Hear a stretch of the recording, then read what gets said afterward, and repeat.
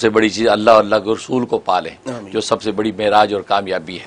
اور باقی آپ نے جو سوال کیا ہے کہ نبی کریم صلی اللہ علیہ وسلم کو انہوں نے اس حالت میں دیکھا کہ داڑھی نہیں تھی، تو پہلی بات یہ ہے کہ نبی کریم صلی اللہ علیہ وسلم تو جنتوں میں ہیں اور جنتیوں کی تو داڑھی ہوتی ہی نہیں ہے۔ اس لیے حدیث میں آتا ہے کہ جنتیوں میں اب کسی کی داڑھی نہیں ہوگی سوائے بابا آدم کے۔ بابا آدم کی جنت میں داڑھی ہوگی، اس کے علاوہ کسی کی داڑھی نہیں ہوگی، سب جو بغیر داڑھی کی ہوں گے۔ تو نبی کریم صلی اللہ علیہ وسلم جو ہے وہ تو جنتوں میں ہیں، تو جنتیوں کی داڑھی نہ ہونا یہ اچنبے کی بات نہیں ہے۔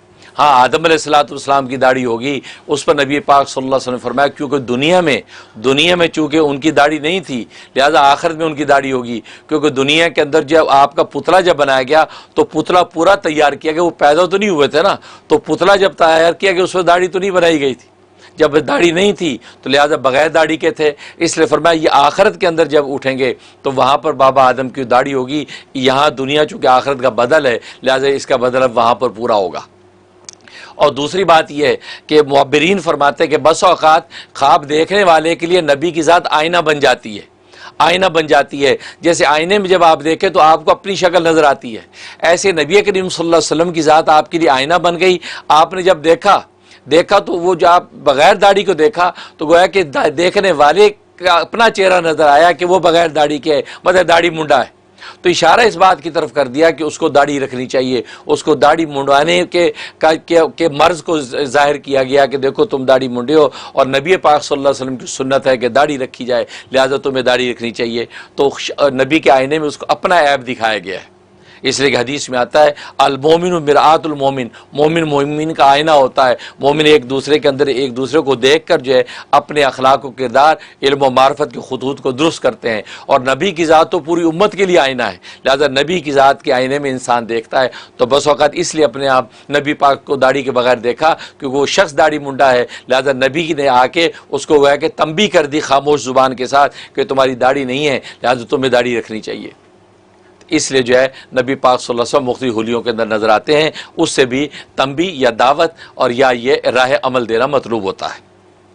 اور باقی اس کے علاوہ جو دوسرا سوال جو آپ نے کیا ہے حضرت ان کے اسٹور میں سے تعویذ نکلا تھا، ہاں یہ سوال حسد کے حوالے سے، اس میں شک نہیں ہے کہ حسد دنیا کے اندر بہت پھیل رہا ہے، اور یہ پھیلنے کی وجہ یہی ہے کہ اللہ کے رسول سے دوری ہے، اللہ کے رسول سے دوری کی وجہ سے لوگ حسد کرتے ہیں، وہ یہ سمجھتے ہیں حسد کے ذریعے سے ہم اس کو بینیفٹس اس کو روک لیں گے، حالانکہ اس کے بینیفٹ نہیں رکتے۔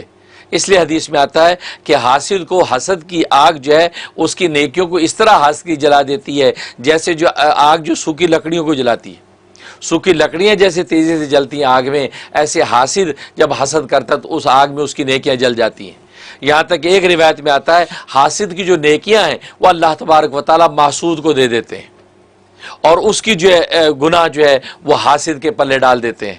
اس لیے حسد انتہائی بری چیز ہے، اور حسد کی وجہ سے کسی کے کوئی بینیفٹ کو کوئی نقصان نہیں پہنچتا، اللہ تبارک و تعالیٰ نئی راہیں محسود کے لیے کھول دیتے ہیں، کیونکہ محسود مظلوم ہوتا ہے اور مظلوم کے ساتھ اللہ کی رحمت ہوتی ہے۔ لہذا حسد کے حوالے سے علماء فرماتے ہیں، اور خود حدیث طیبہ میں بھی صحابہ کو آپ نے تاکید فرمائی کہ سورۃ فلق اور ناس، اگر تم کامیاب زندگی گزارنا چاہتے ہو سو فلق اور ناس یہ دونوں صورتیں 10 مرتبہ روزانہ پڑھ لیا کرو۔ لہذا بسم اللہ پڑھ کے فلق ناز پڑھی 1 کاؤنٹ کیا، پھر بسم اللہ پڑھی فلق ناز پڑھی 2 کاؤنٹ کیا، اس طریقے سے 10 مرتبہ روزانہ پڑھ کے بدن پہ دم کر لیا کریں، انشاءاللہ ہر طرح کے حسد سے اللہ تبارک و تعالیٰ آپ کو محفوظ رکھیں گے۔ آمین۔ جی نیکسٹ کالر آپ لائن پر ہیں، السلام علیکم، فرمائیے کون اور کہاں سے بات کر رہے ہیں؟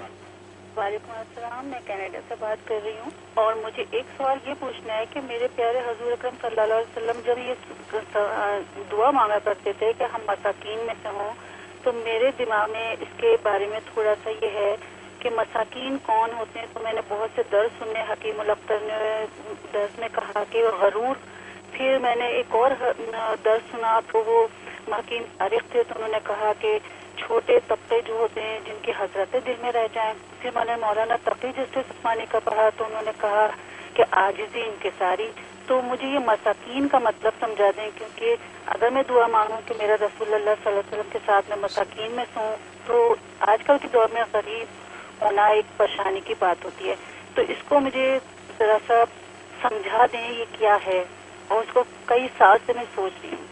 دوسرا میرا کوشچن یہ جو چاش کہتے ہیں، تو چے کا لفظ جو ہے وہ عربی میں نہیں ہے، تو میں اس کو بھی پوچھنا چاہتی ہوں کہ چارج کیوں کہتے ہیں. بس یہ 2 سوال ہیں میرے. اچھا، بہت شکریہ آپ کا کال کرنے کا. دونوں بڑے انٹرسٹنگ سوال ہیں، حضرت سے پوچھتے ہیں کہ حضرت ان کی کیا تفصیل ہے. ماشاءاللہ ماشاءاللہ. سب سے پہلے آپ کی محبت کو شکریہ، اللہ تبارک و تعالیٰ برکت عطا فرمائے. اور باقی آپ نے سوال کیا مساکین، کہ نبی کریم صلی اللہ علیہ وسلم نے دعا کی کہ یا اللہ مجھے جب مساکین کے زمرے میں شامل کرنا، میرا حشر بھی مساکین کے ساتھ ہو. اس کی وجہ یہ کہ مساکین کے حوالے سے یہ فضیلہ حدیث طیبہ میں آتی ہے کہ کل روز قیامت میں مساکین جو ہیں، مساکین عمرہ مومنین سے 500 سال پہلے جنت میں داخل ہوں گے.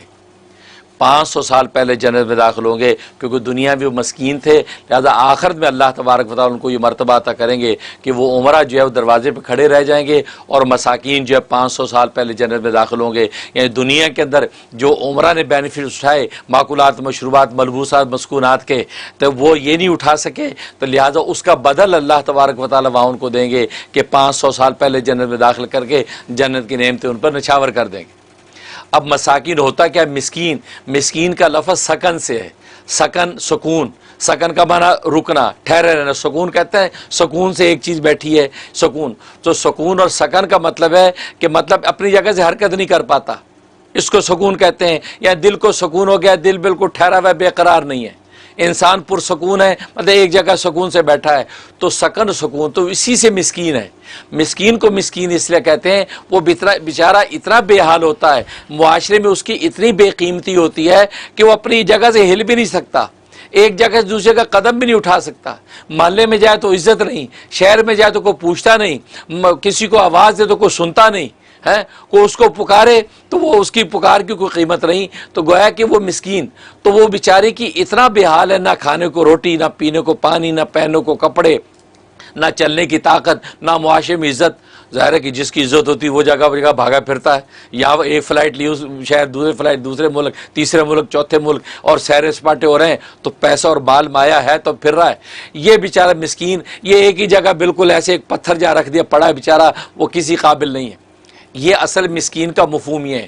تو مسکین کو مسکین اس لیے کہتے ہیں کہ زندگی گزارنے کے وہ اسباب کہ جس سے معاشرے میں ایک طرح کی عزت ملتی ہے، اور ان اسباب کی طاقت سے وہ چلتا پھرتا نظر آتا ہے، وہ سرے سے اس کے پاس نہیں ہوتے. کھانے کو 2 وقت کی روٹی بیچارے کو نہیں ہوتی، پہننے کے تن پہ کپڑا نہیں ہے کہ پہن کے کسی اچھی محفل میں چلا جائے، تو بیچارہ وہ چھپا رہتا ہے کسی جگہ پہ. یہ حالت ہوتی، اس کو کہتے ہیں مسکین.